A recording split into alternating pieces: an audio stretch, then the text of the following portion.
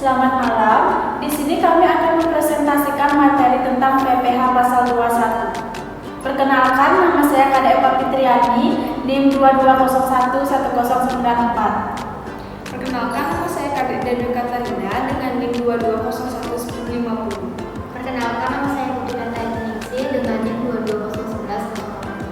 Perkenalkan, nama saya Putu Indrawan Pangestu dengan NIM 22011093. Pengertian PPH pasal 21. PPH pasal 21 adalah pajak pemotongan yang dikenakan atas penghasilan yang diterima oleh seorang wajib pajak, orang pribadi atau WPOP dalam negeri atas pekerjaan, jasa atau kegiatan yang dilakukannya. PPH pasal 21 dipotong dari penghasilan yang diterima oleh seseorang. Sementara di sisi lain, PPH pasal 23 dipotong dari penghasilan yang diterima oleh suatu badan. Umumnya, PPH pasal 21 ini berkaitan dengan pajak yang digunakan pada sistem pengajian suatu perusahaan. Namun, sebenarnya PPH pasal 21 juga digunakan secara luas untuk berbagai kegiatan lainnya. Perlakuan atas PPH pasal 21 sangat bervariasi tergantung pada jenis penghasilannya. Ada beberapa kategori jenis penghasilan yang dikenakan PPH pasal 21 seperti yang pertama, penghasilan bagi pegawai tetap, yang kedua, penghasilan bagi pegawai tidak tetap, yang ketiga, penghasilan bagi bukan pegawai, yang keempat, penghasilan yang dikenakan PPH pasal 21 final, yang kelima, penghasilan lainnya. Yang selanjutnya ada pemotongan PPH pasal 21. Pemotongan PPH pasal 21 adalah WP orang pribadi atau badan termasuk bentuk usaha tetap atau BUT yang mempunyai kewajiban melakukan pemotongan pajak atas penghasilan sehubungan dengan pekerjaan, jasa dan kegiatan. Pemotongan PPH pasal 21 sesuai peraturan Dirjen Pajak nomor per garis 32 garis miring PJ garis miring 2015 adalah yang pertama yang memberi kerja, yang kedua bendahara atau pemegang kas pemerintah, yang ketiga dana pensiun, yang keempat orang pribadi yang melakukan kegiatan usaha atau pekerjaan bebas serta badan yang membayar honorarium, yang kelima ada penyelenggara kegiatan. Yang selanjutnya ada hak dan kewajiban pemotongan pajak.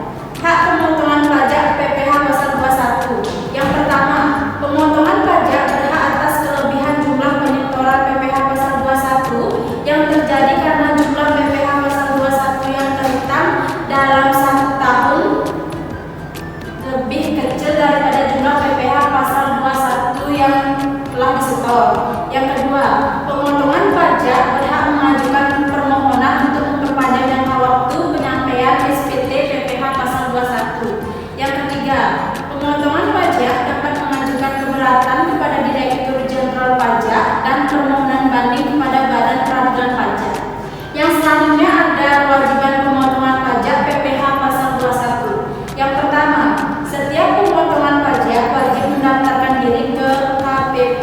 Yang kedua, pemotongan pajak mengambil sendiri formulir. Yang ketiga, pemotongan pajak wajib menghitung, memotong, dan menyetorkan PPH pasal 21 yang terhutang. Yang keempat, pemotongan pajak wajib melaporkan penyetoran PPH pasal 21. Yang kelima, pemotongan pajak wajib memberikan bukti pemotongan PPH pasal 21. Yang keenam, pemotongan pajak wajib memberikan bukti pemotongan PPH pasal 21. Baik, materi yang selanjutnya akan dijelaskan oleh teman saya. Dalam materi selanjutnya yaitu penerimaan penghasilan atau WP-PPH pasal 21. Wajib pajak PPH pasal 21 terdiri atas yang pertama pegawai, yang kedua penerima uang pesangon, yang ketiga bukan pegawai adalah orang pribadi, selain pegawai tetap atau tenaga kerja lepas, yang keempat anggota dewan komisaris, yang kelima mantan pegawai, yang keenam peserta kegiatan yang menerima atau memperoleh penghasilan yang tidak termasuk dalam pengertian menerima penghasilan yang dipotong PPH pasal 21 yaitu yang pertama pejabat perwakilan diplomatik dan konsultan, yang kedua ada pejabat perwakilan organisasi internasional, selanjutnya ada wajib pajak. Hak wajib pajak yaitu WP berhak meminta bukti pemotongan PPh pasal 21 kepada pemotong pajak. Yang kedua, WP berhak mengajukan surat keberatan kepada DJP jika PPh pasal 21 yang dipotong oleh pemotong tidak sesuai dengan peraturan yang berlaku. Yang ketiga, WP berhak mengajukan permohonan banding secara tertulis dalam bahasa Indonesia dengan alasan yang jelas kepada Badan Penyelesaian sengketa pajak terhadap keputusan mengenai keberatannya yang ditetapkan oleh DJP.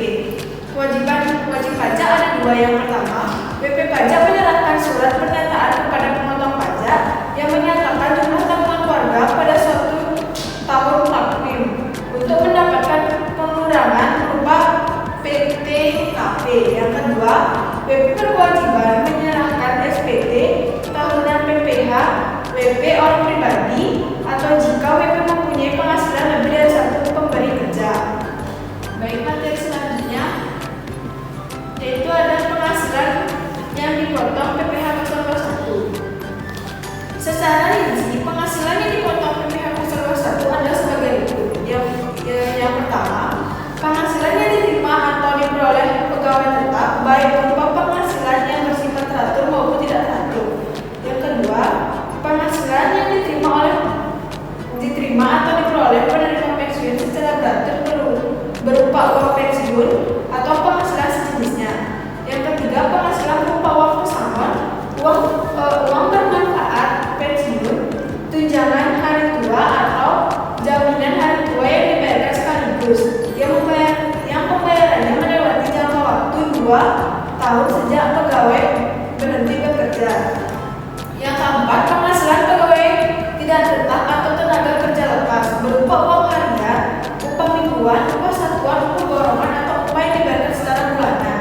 Dan yang terakhir ada imbalan kepada bukan pegawai antara lain berupa honorarium, komisi, VA, dan imbalan sejenisnya dengan nama dan dalam bentuk apapun sebagai imbalan sebelumnya jasa yang dilakukan. Selanjutnya materi akan dilanjutkan oleh teman saya. Selanjutnya yang keenam, imbalan kepada peserta kegiatan antara lain berupa uang saku, uang representasi, uang rapat, honorarium, hadiah atau penghargaan dengan nama dan dalam bentuk apapun dan imbalan sejenis dengan nama apapun. Yang ketujuh, penghasil berupa honorarium atau imbalan yang bersifat tidak teratur yang diterima atau diperoleh oleh anggota dewan komisaris atau dewan pengawas yang tidak merangkap sebagai pegawai tetap pada perusahaan yang sama.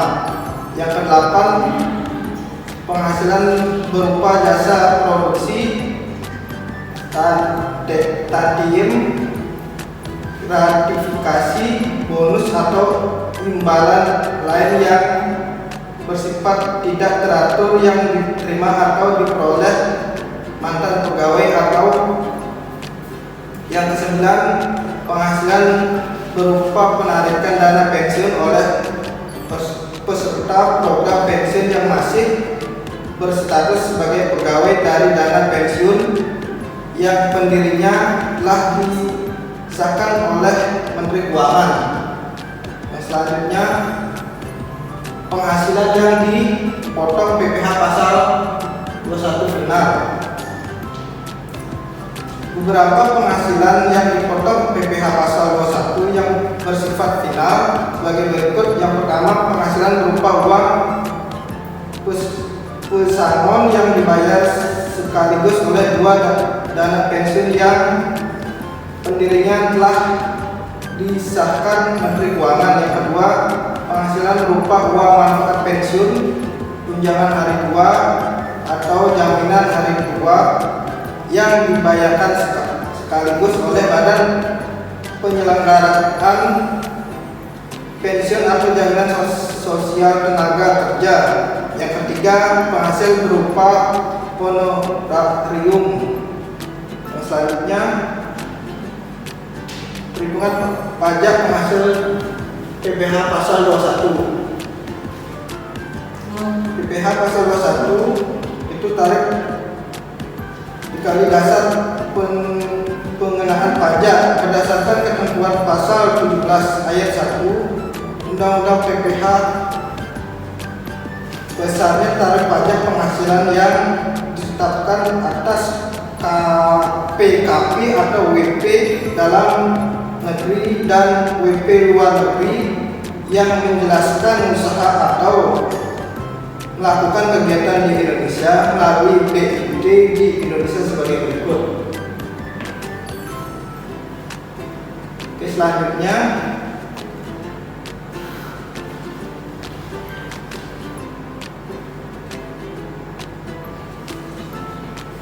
itu ada biaya jabatan dan biaya pensiun.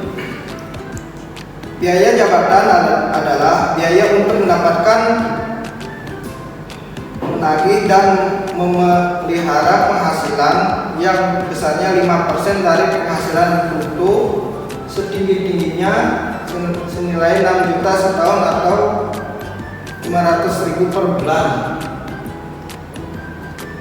Selanjutnya biaya pensiun adalah biaya yang mendapatkan, menagih dan memelihara uang pensiun yang sebesar 5% dari penghasilan bruto berupa uang pensiun setinggi-tingginya senilai 2.400.000 setahun atau 200.000 per bulan. Oke, selanjutnya dilanjutkan oleh teman saya. Baik, di sini saya akan melanjutkan materi tentang tarif pemotongan PPh pasal 21 yang tidak punya NPWP. Nah, bagi penerima penghasilan yang dipotong PPh pasal 21 yang tidak memiliki NPWP dikenakan pemotongan PPh pasal 21 dengan tarif lebih tinggi yaitu 20% daripada tarif yang diterapkan terhadap WP yang memiliki NPWP. Nah, artinya jumlah PPh pasal 21 yang harus dipotong adalah sebesar 120% dari jumlah PPh pasal 21 yang seharusnya dipotong dalam hal yang bersangkutan memiliki NPWP. Pemotongan PPh pasal 21 seperti ini hanya berlaku untuk pemotongan PPh pasal 21 yang bersifat final. Nah, untuk materi selanjutnya itu ada penghasilan tidak kena pajak atau PTKP. Berdasarkan Peraturan Menteri Keuangan Nomor 101/PMK 10/2016, perubahan nilai PTKP sebagai berikut. Yang pertama itu 54 juta tambahan untuk WP orang pribadi. Yang kedua itu 4.500.000 tambahan untuk WP yang kawin. Yang ketiga itu ada 54 juta tambahan untuk seorang istri yang penghasilannya digabung penghasilan suami sebagaimana